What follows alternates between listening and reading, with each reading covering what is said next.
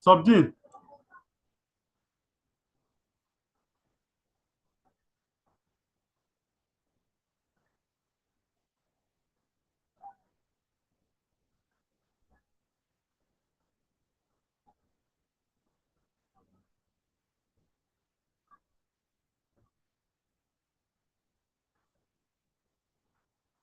Your network.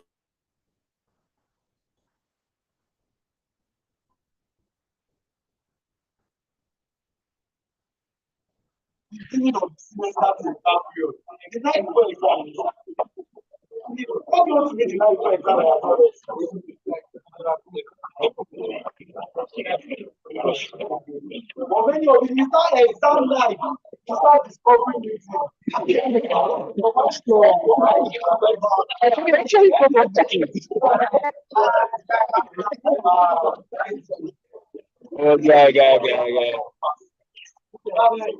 Well, that's cool for a secondary school, sure.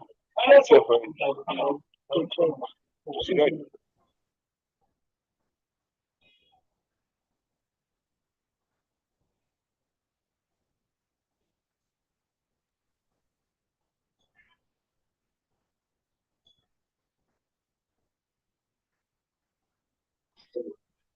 Sign of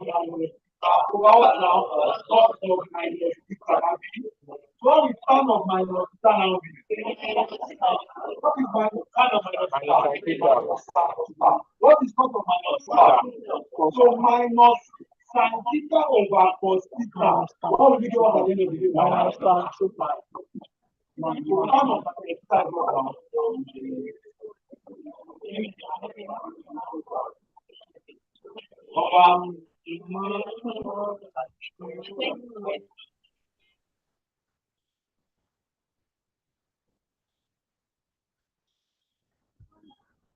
of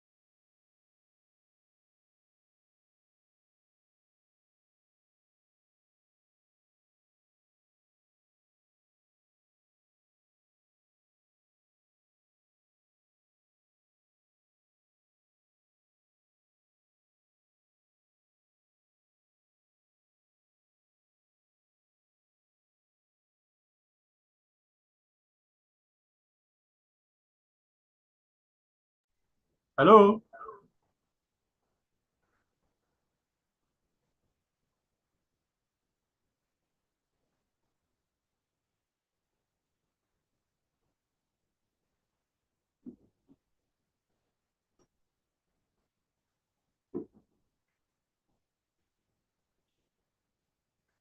Can you hear me?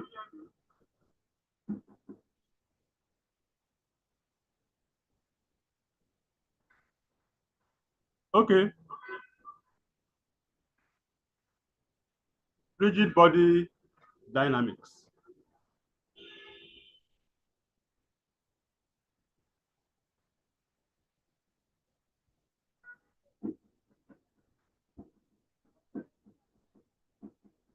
This is why we call a rigid body the name. The relative position of the constituent masses remain constant. That is, if you consider the figure 10.1, you can see M1, M2, and so on and so forth. So that body is rigidly as it is on the screen. So when it rotates, the relative parts remain in the relative positions they are. So let the body rotate about O with an angular velocity omega.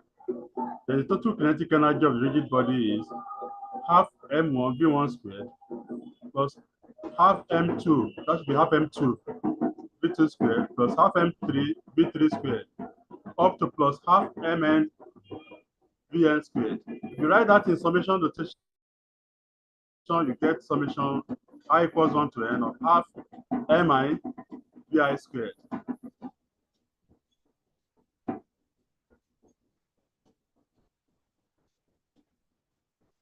Which you can write as summation I equals 1 to n half mi, instead of writing, v equals omega r.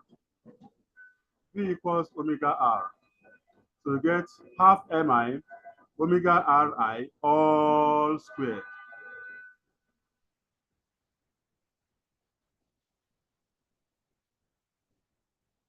Now, omega is constant, right, for all of them. So you're going to bring that out. Since the body, we said, is rigid.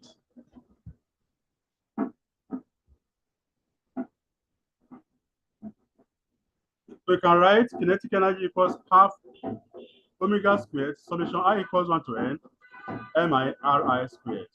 Summation I equals 1 to n, mri squared, we are going to call capital I.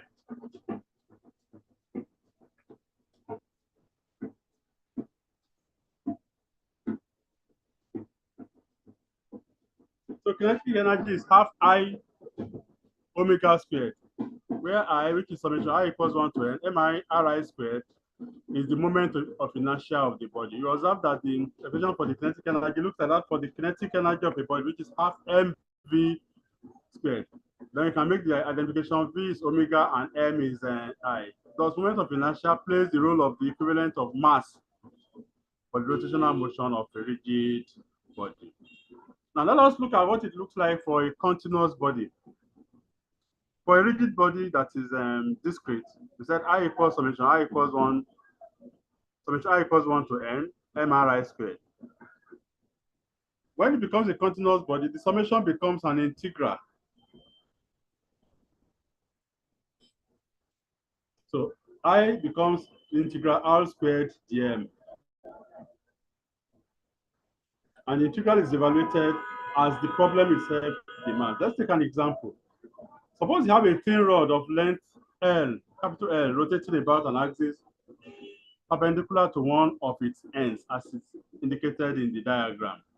Look at dm, the element of a small element of length, a small element of mass, located at x from the end about which the body is rotating, which the bar is rotating. Let us now look at dm. It contributes an elemental moment of inertia x squared dm. Its length or its distance from the point where we are taking moments about is x. So instead of r squared, it becomes x squared. Then the element of length is dm. So the total moment of inertia is then that integral. Moment of inertia about one end.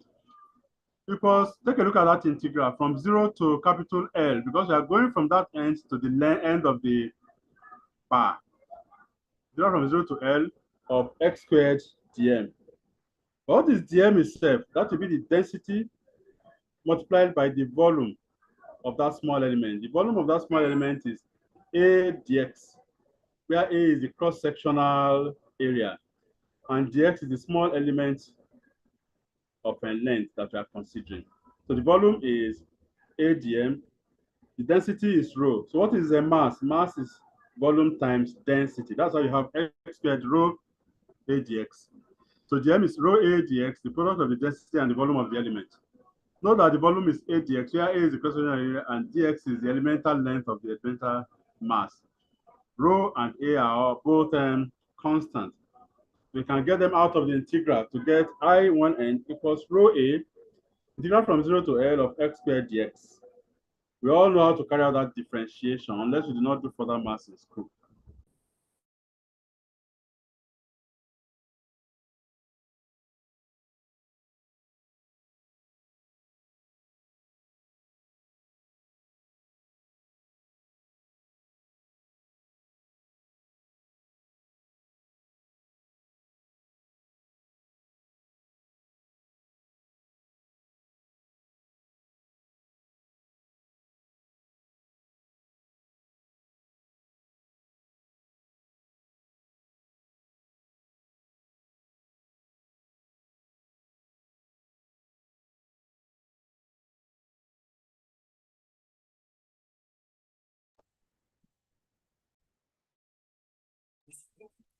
Put inside your calculator. Press the calculator. Nobody press for you on exam day. Press it.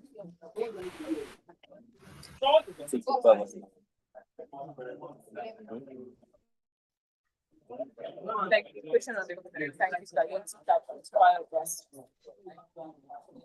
Like the equation. Guys should mute your mic. Press it when you are pressing. Sign, press that box.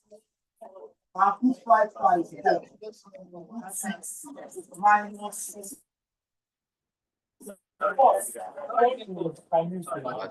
Mute your mic, bro.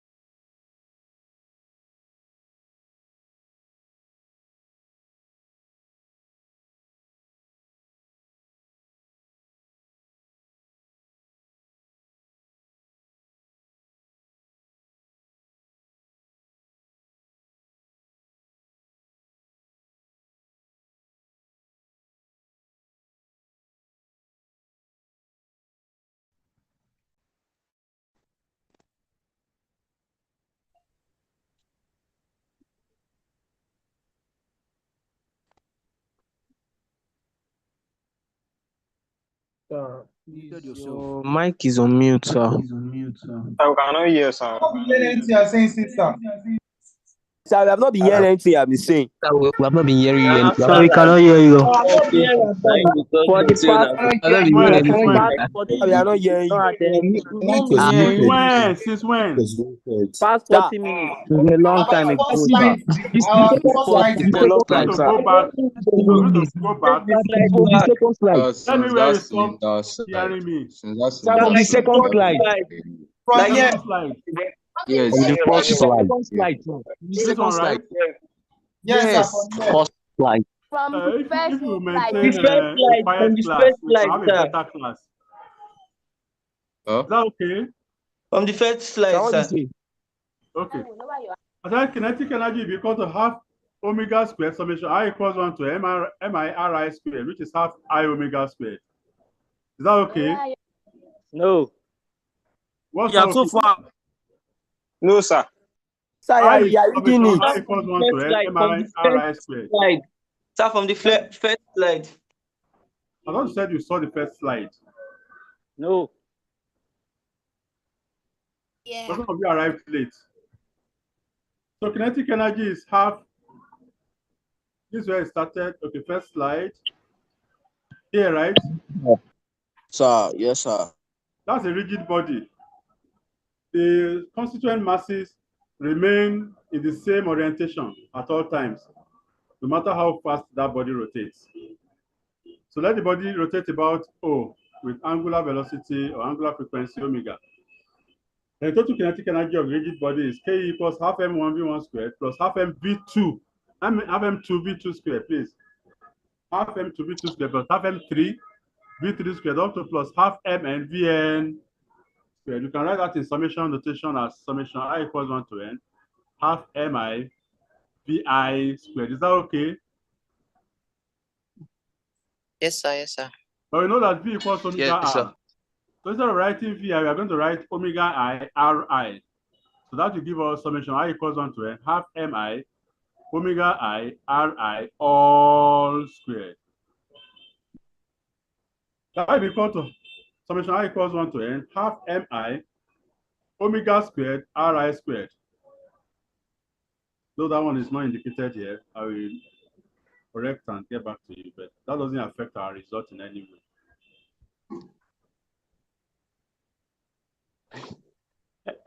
Hence, we can write kinetic energy equals half omega squared summation I equals 1 to n Mi Ri squared. Why are we able to bring out the omega? Because omega is the same for all the bodies, since it is a rigid body.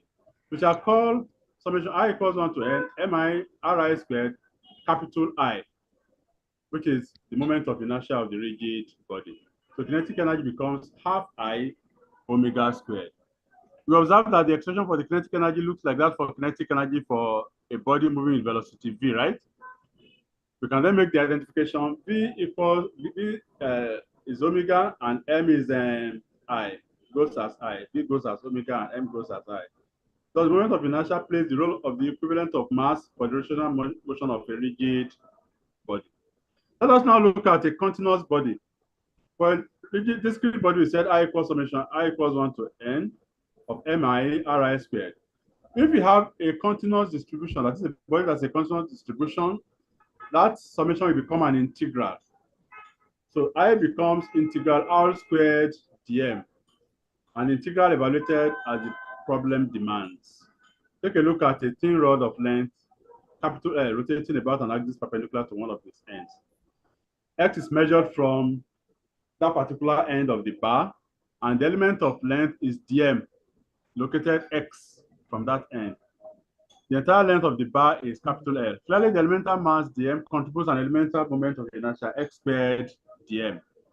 Total moment of inertia is then going to be the integral from 0 to L of x squared dm, which will be integral from 0 to L of x squared. Instead of writing dm, the elemental length, that elemental length is going to be rho a dx, because a dx is the volume of the element and rho is the density. Remember, mass is volume times density. Now, rho is a constant. Capital A is also a constant. The density of the body is constant, of the bar is constant. So is the cross-sectional area. So you can bring them out of the integral sign to now arrive at integral rho A integral from 0 to L x squared rho A dx. What's the problem? Hello? If you do that, you get I about 1 A that's equal to rho A integral from 0 to L x squared dx. We all know how to carry out that integration, that simple integration. Integral x squared dx is x cubic over 3, right? When you put the limits from 0 to L, the upper limit will give you rho A L cubic over 3. The lower limit will give you 0. So that's what you have there. Rho A L capital L raised to power 3 over 3. But you know that rho AL is the total mass of the bar, right? Rho capital A capital L is total mass of the bar. So you can write rho as being equal to M over AL. Please go back. We don't understand this. Put this in the expression. I through 1 will be equal to M over AL. So we don't understand. How is PL equals to M? How is rho AL equal to M? Yes, sir. Sorry. What is the volume of the bar? Is it not cross-sectional area times length? Okay. Is that okay now? It's okay, sir. Okay. All right. So what you get is 1 over 3 ml. Sir, please go back to the previous slide, please, sir. What do you want to know there? Let me tell here. Let me hear. Hello. So I just want to check, like, I want to check that integration. I want to check the integration. I don't really Integral understand. squared over 2. Integral. Sir?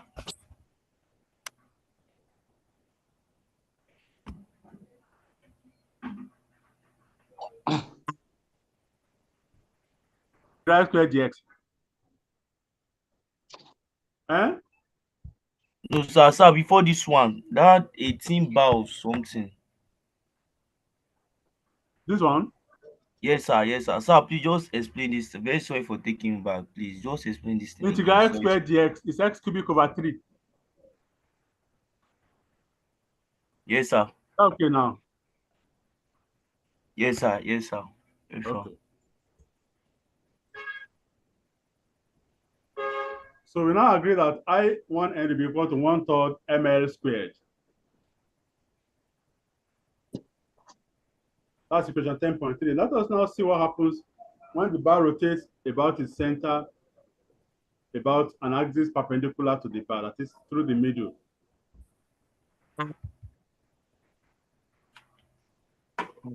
Then our measurements will be made from the middle of the bar. You can see x is now from the middle of the bar.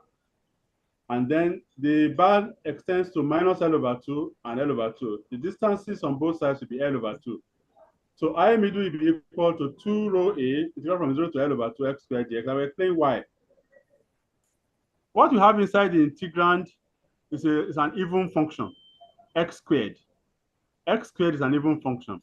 So instead of integrating from minus L over 2 to L over 2, rho A x squared dx, we could just multiply by 2 and integrate from only the middle to either end of the bar. We have chosen from the middle to the positive end of the bar now.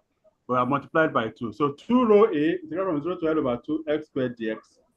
You carry out that integration, you arrive at 2 rho A x cubic over 3 from 0 to L over 2. That will give you rho A L cubic over 12. But again, you bring in a rho, which is, what is rho again? Capital M over A L. So what is it 2 gotten? Huh?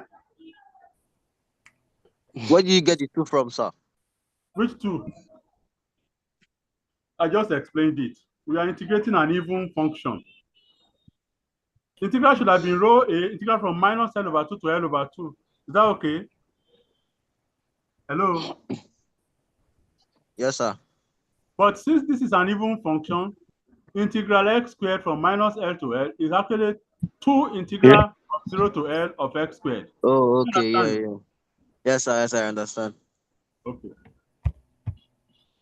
So with that, I middle will be equal to M over AL, which is rho, AL cubic over 12. Put all that together, you arrive at ML squared over 12. What do you notice? This is much less than the moment of inertia about one end of the bar.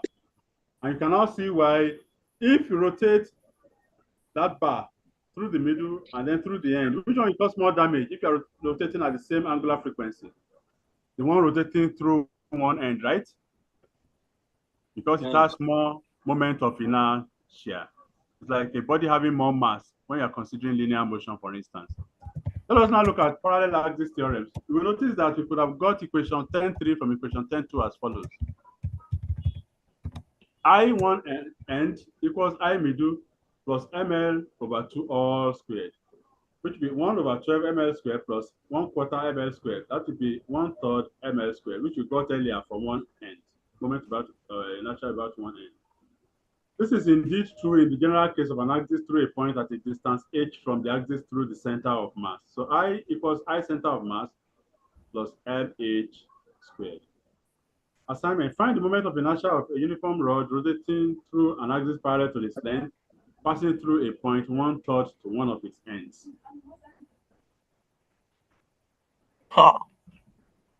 A body could have both rotational and translational motion. Such a body will then have both translational kinetic energy and rotational kinetic energy. So you could write the total kinetic energy as Ke equals half mv squared plus half I omega squared. Thus, if a uniform solid cylinder of radius capital R and mass capital M should roll down an inclined plane from a height h from rest, the gravitational potential energy is mgh, but it is now fully converted to translational kinetic energy and rotational kinetic energy. So, but the moment of inertia for a solid cylinder about an axis through its center parallel to its length is I, which is half mr squared. Half I omega squared will be half into I half mr squared, then omega. So what to be the Sir, please be calm, sir. Like this. what don't you understand? What don't you understand? No, sir, see your fast. Can you go back to the last slide and start from there, please? Last slide. Sir, please start from The previous one before this one. The previous page or previous line? Previous page, sir. Please start from Your there, problem sir. is that you have not been taught. This one. Hello? Yes, this sir. page, Please, yes. This line. The assignment. Yes, please start from there, sir. Please, sir. Please take it easy, sir. Please. I can't repeat the assignment. The assignment is I mean the one under the assignment. Hold on. A body will have both rotational and translational motion, right? If it starts such, right? It will have Yes, both, I right? start from there, sir. Yes, sir. Thank you, sir. Then the energy, kinetic energy will now be the sum of the two kinetic energies, rotational and translational, right? Yes, sir. Right? What will the rotational one be? Half I omega squared, right? Yes, sir. Yes, sir. Yes, sir. And the translational one will be what? Half mv squared. Yes, sir. So what's the sum? Half mv squared plus half I omega squared, right? Yes, sir. That's the mv squared plus I whatever. Now the moment of inertia of a solid cylinder about an axis through its center is half mr squared, where m is the mass of the cylinder and r is its radius. So instead of I, we are going to have half mr squared. So the rotational kinetic energy will now be half I omega squared, which will be half mr squared omega squared. When the body rolls down the incline, what are you going to get at the end? You get half mv squared plus half mr squared omega squared. Is that okay? Okay, half, one quarter mr squared omega squared.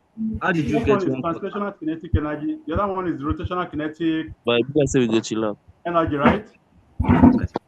Please, how did you get 1/4, 1/4? Look at it now. Half I omega squared equals half into half. Okay, 1/3 squared. What's half into half? It's not 1/4. Hello?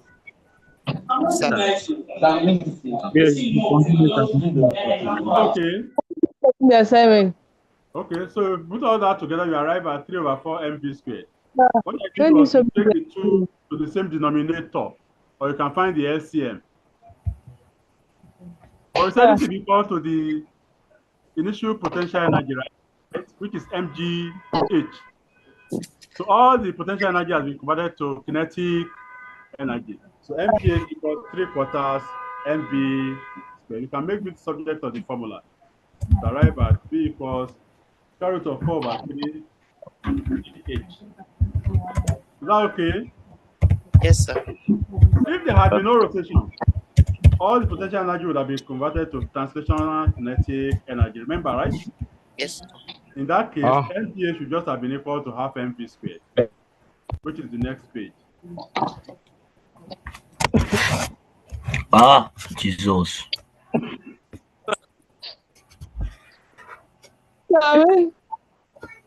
So mgh is equal to half mv squared, and v now be equal to square root of 2gh. That's the one you are familiar with right from time. The various secondary school. So root 2gh, of course, is greater than square root of 4/3gh. This is because some of the potential energy has been converted to rotational motion.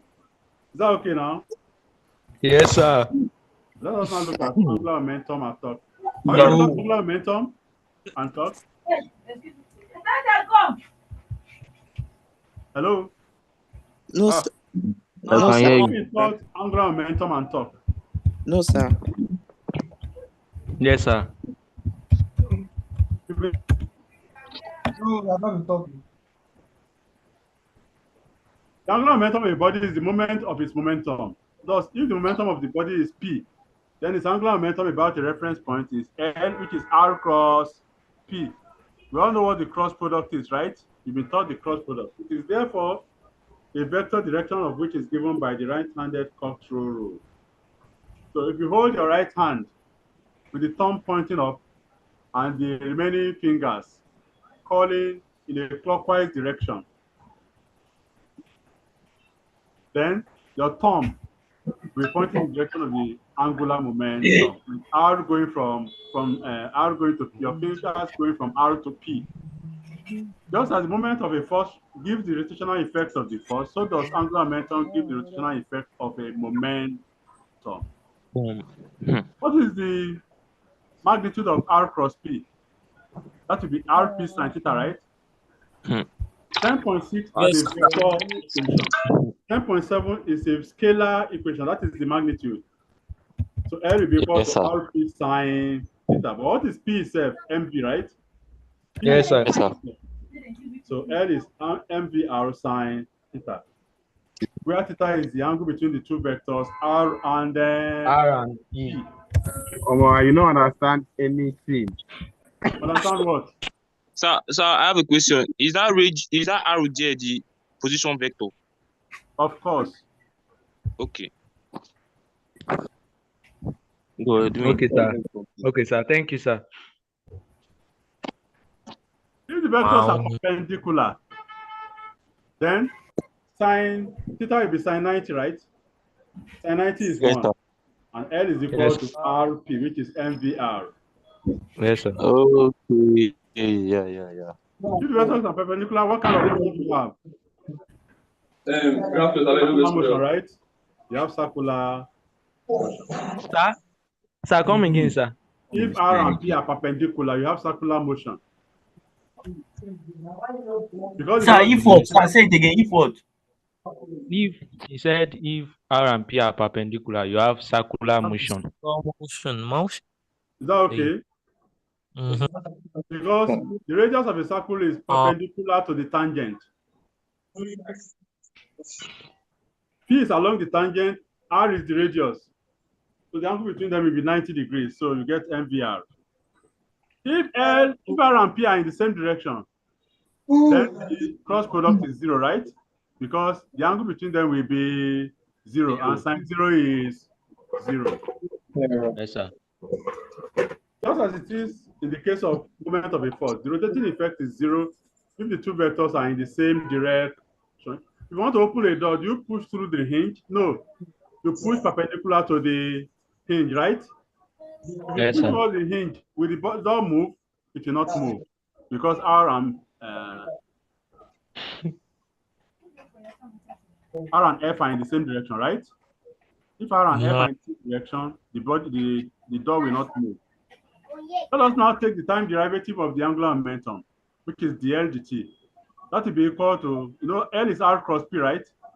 You apply product rule. Dl dt will be equal to Yes, sir. R Yes, sir. P dt plus dr dt cross P. You can't interchange them because this is cross product. You can't write P cross dr dt. So you have to be R cross the P dt plus dr dt cross P. What is the P dt? That is F, right? The time rate F of linear momentum is the applied force. plus. Then R cross F plus V cross P. R cross F plus V cross MV. M is a scalar, right? What you have left of that second part of that Sir. expression? Okay, sir. Okay, sir. Mass, yes, sir. What is V cross V? 0, right? V cross V is 0. Yes, sir. Because V is in the same direction as V. The angle between them is 0. Therefore, their cross product is 0. What you have left Yes, is sir. just R cross F. And R cross F is what we call torque. So the moment of the force about a reference point is the torque. So what have we found now? The L dt is equal to the torque. Thus, we conclude that the torque of a body in angular motion is the time rate of change of its angular momentum. Momentum. Yes, sir. Equals dl dt. So that differentiating a cross product means that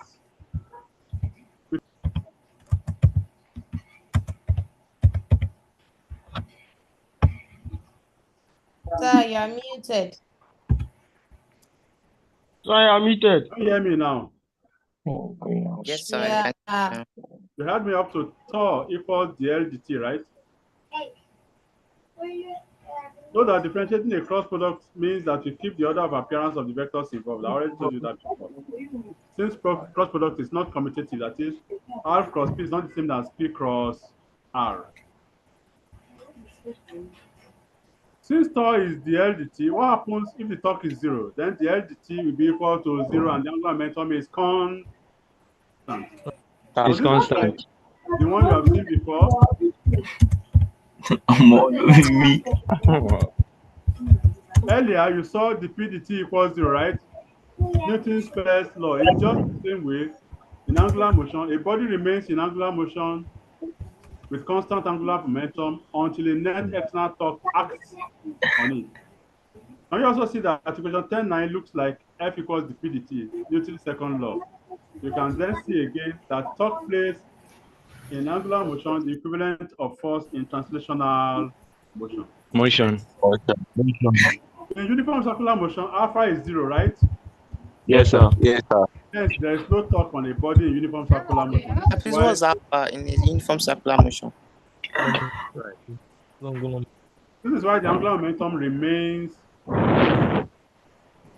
equals RP, which is MV, which is omega, because omega is constant in uniform circular motion.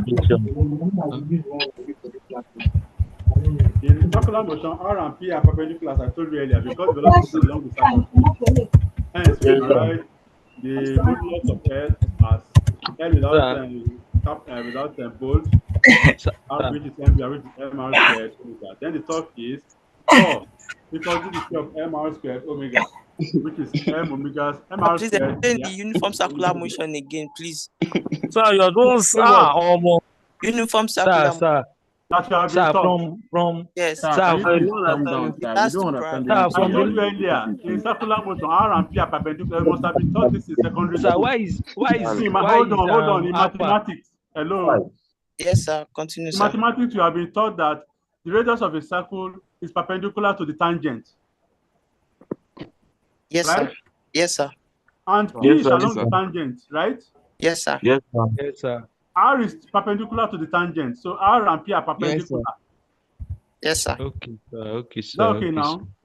Yes, sir. Yes, sir. The angle between them is 90 degrees. Sine 90 is 1. I also explained that Sir. in last page. Sir, I have a question, sir. Go on. Sir, why is alpha equals to 0? Like from the line, you said in uniform circular motion that alpha is if you are running equals to around 0. the circle, you uniform speed. Are you speeding up or slowing down? No. Hello? You must have been taught that in uniform circular motion, alpha is 0. So what is alpha? Yes, Even in sir. O levels. Even in O levels. What is Alpha alpha? Acceleration. Angular Okay. acceleration. Oh my god. You must have been taught this is a standard notation, right? Sir, Yes, please are sir. fast. Okay, You have sir. been Okay, taught sir. in this course also. You've been taught earlier. Nobody will ask you to take this part of the course if you have not been taught alpha. More. So I tau is understand. ddt of mr squared omega, which is mr squared omega dt. What is the omega dt? Alpha, right? So you get I alpha. Since mr squared is I, and the omega dt is alpha. R is constant, but omega is not. If you are running around the circle, you are slowing down or speeding up as you are going around the circle. That is. So are we receiving the note? What? This slide. Are we going to receive this slide? After the class. Am I talking about what? This slide, sir. What's the matter with it? Are we going to get it after the class? Of course. Okay, sir. Thank God. Thank you, Thank God. So Thank you are you, sir. following, right? Continue. Okay, a flywheel of radius 1.2 meter and moment of inertia 12.5 kilograms per meter squared starts rotating from rest and uniformly attains an angular speed of 10 radians per second squared in 5 seconds. Find the force applied along the rim of the flywheel. The torque on the flywheel is torque, which is I alpha, which is RF, where R is the radius of the wheel. Where do you get RF from? The normal formula for torque. Remember, torque Yes, sir. Yes. is theta, right? But in this case, theta is 90. What of I alpha? How do you get I alpha? Have you been in this class at all? Hello, sir. The unit is in Is that what radian called per alpha here? Okay. Sorry, I missed that, sir. I'm sorry, sir. No problem, grandson. No problem. Thank you, sir. Thank Sorry, you, sir. sir. Why is the unit in radian per second? The units for the I angular because speed. I alpha, which is also RF, right? Where R is the radius of the wheel.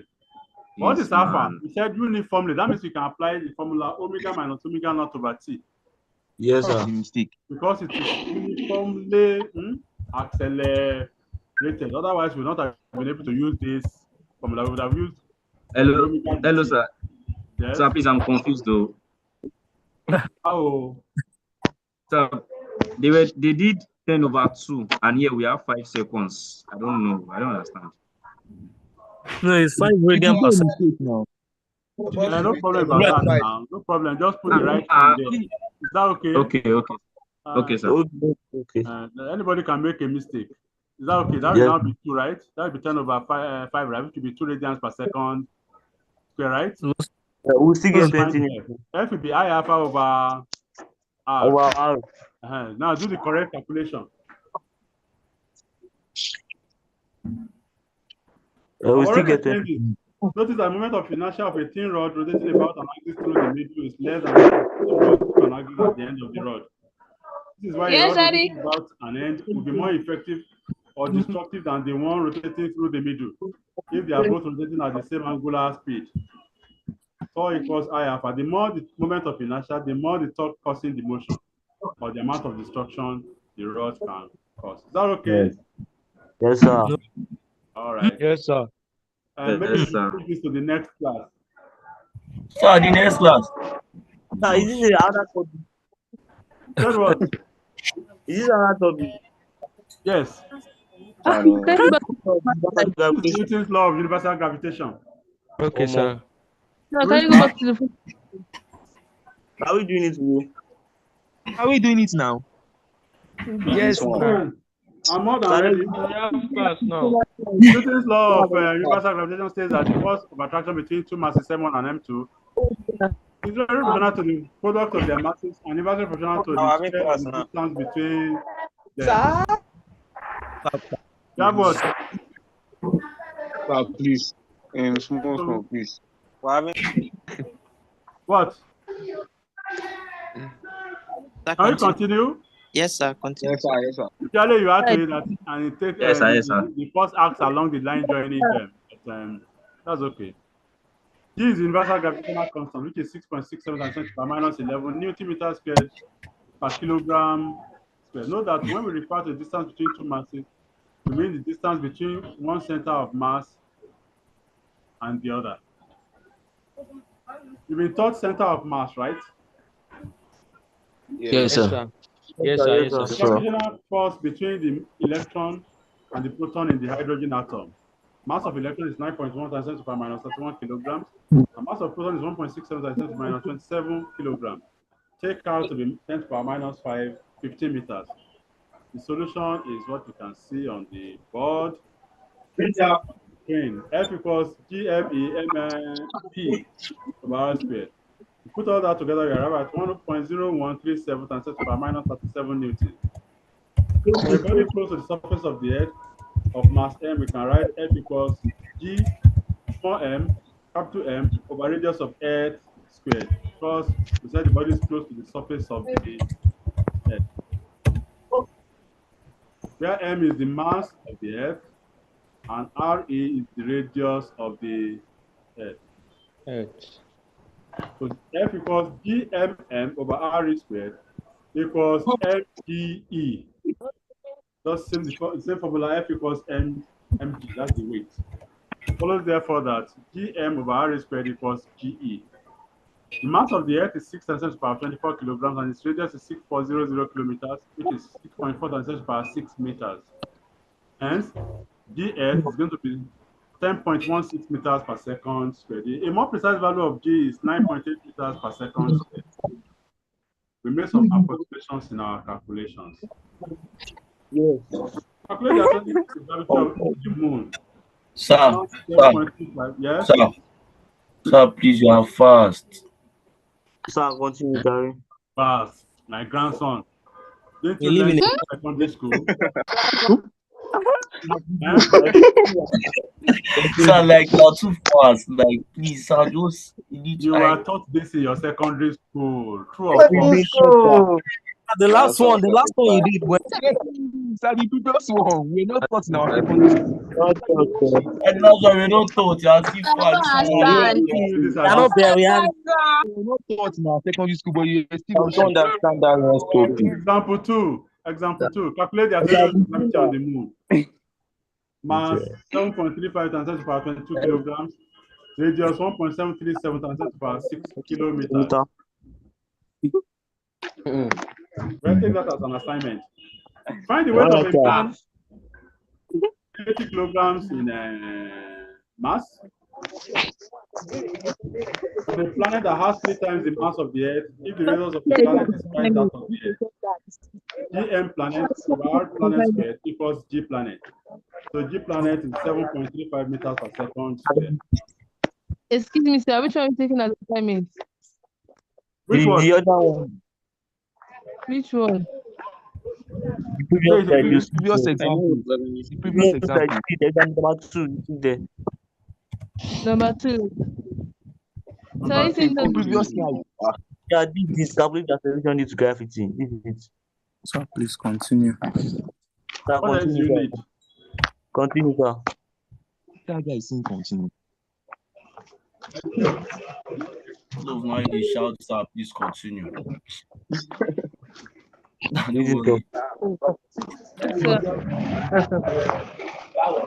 Tabulation of G, the Cavendish experiment. Cavendish 1997.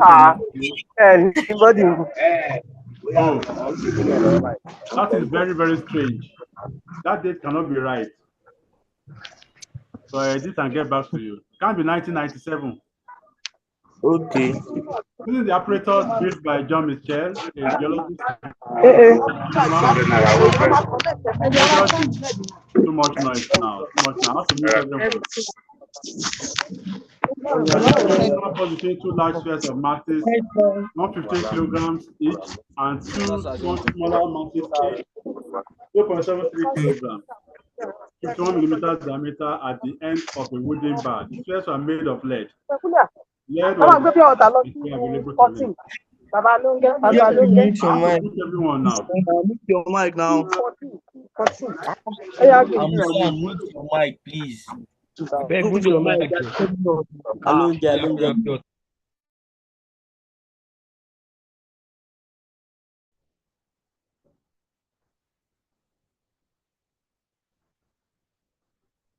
Lead was the densest material available.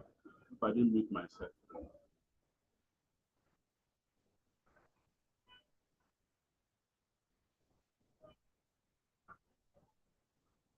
Okay.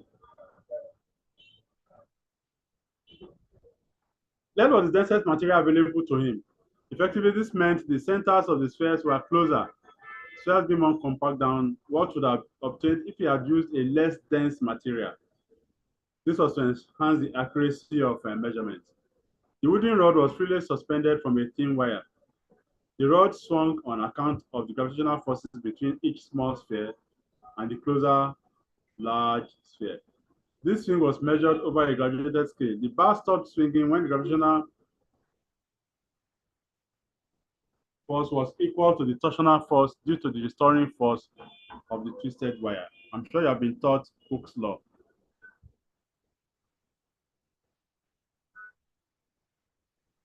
Gravitational force is a particularly weak force, especially when small masses are involved. A slight disturbance like the movement of the air or a difference in the temperature of the air on different sides of the balance could swamp what was to be measured. Cavendish therefore placed the apparatus inside a sealed room designed in a way he could move the weights from outside. The balance was observed with a telescope so that small distances could be magnified. Cavendish determined the gravitational force between the larger and smaller weights by observing how far the bar moved from side to side and the time it took. So GMM over R equals tau alpha. So G will be equal to R tau alpha over capital MM, where tau is the torsional constant of the wire and alpha is the torsional angle. Cavendish got G equals 6.75 10 to the power minus 11 Newton meters per kilogram squared, a value not too far from the acceptable value of the constant, which is 6.67 10 to the power minus 11 Newton meters squared per kilogram squared. I think we should, let's see what's on the next page. Yes, we should stop here for the day. So see you on Thursday. And yes, wishing you guys all a wonderful day.